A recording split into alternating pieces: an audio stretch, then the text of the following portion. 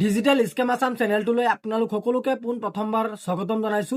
আজিৰ এই ভিডিঅ'টোৰ জৰিয়তে আপোনালোকৰ লগত আলোচনা কৰিম ইলেকশ্যনৰ আগত আপোনালোকে কোন কেইখন ব্লকত আপোনালোকে জিঅ'টেক ঘৰখন লাভ কৰিব পাৰিব। সঁচাই আপোনালোকে সেই কেইখন ব্লকত আপোনালোকে জিঅ'টেক ঘৰখন লাভ কৰিব পাৰিব নে নাই, কোনসকলে লাভ কৰিব পাৰিব, আপোনাৰ নামটো চাগে সেই লিষ্টখনত আছে নে নাই, আপুনি কেনেকৈ চেক কৰিব পাৰিব।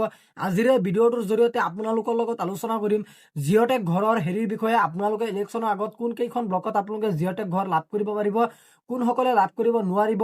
আজিৰ এই ভিডিঅ'টোৰ জৰিয়তে গোটেইখিনি কিন্তু আপোনালোকক বুজাই মেলাই আপোনালোকৰ লগত আলোচনা কৰিম। গতিকে আপোনালোকে আজিৰ এই ভিডিঅ'টো একেবাৰে সম্পূৰ্ণ প্ৰথমৰ পৰা শেষলৈ চাব।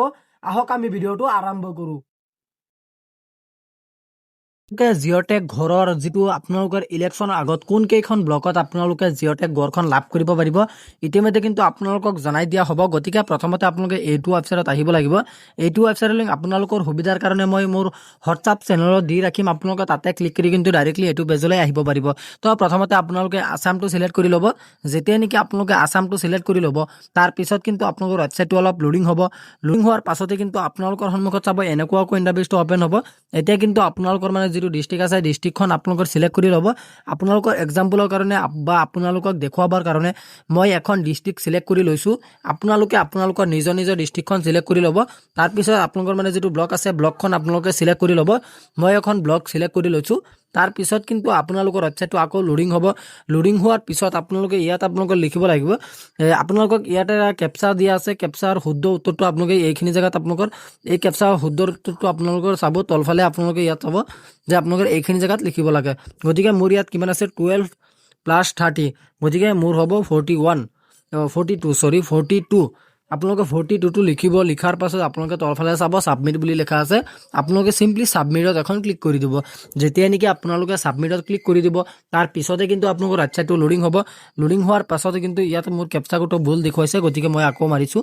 ইয়াত মোৰ হ'ব 77, গতিকে মই 77টো মাৰিছোঁ। তাৰপিছত ছাবমিটত ক্লিক কৰিলোঁ। ক্লিক কৰাৰ পাছতে কিন্তু আপোনালোকৰ মানে যিটো ৱেবছাইট আছে ৱেবছাইটটো অলপ লোডিং হ'ব।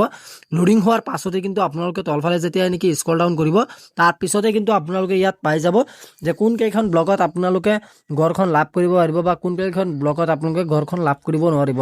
প্ৰথমতে ইয়াত আপোনালোকৰ পঞ্চায়তৰ নামটো থাকিব, তাৰপিছত জিপিৰ নামটো থাকিব, মাইনৰিটি লিষ্ট থাকিব, তাৰপিছত ST SC গোটেইখিনি থাকিব। কোনসকলৰ মানে হেৰিটো ভেৰিফাই হৈছে, কোনসকলৰটো আপোনালোকৰ ভেৰিফাই হোৱা নাই, কোনটো পঞ্চায়তত কিমানজন মানুহৰ ভেৰিফাই হৈছে, এইটো 18জন হৈছে, এইটোত আপোনালোকৰ মাইনৰিটি 18, গোটেইখিনি কিন্তু আপোনালোকে ইয়াতে চেক কৰিব পাৰিব।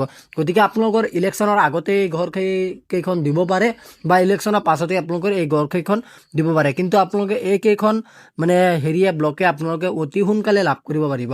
গতিকে আজি ইমানখিনি আছিলে আপোনালোকক দিবলৈ ইনফৰমেশ্যন আশা কৰিছোঁ ভিডিঅ'টো চাই ভাল পালে।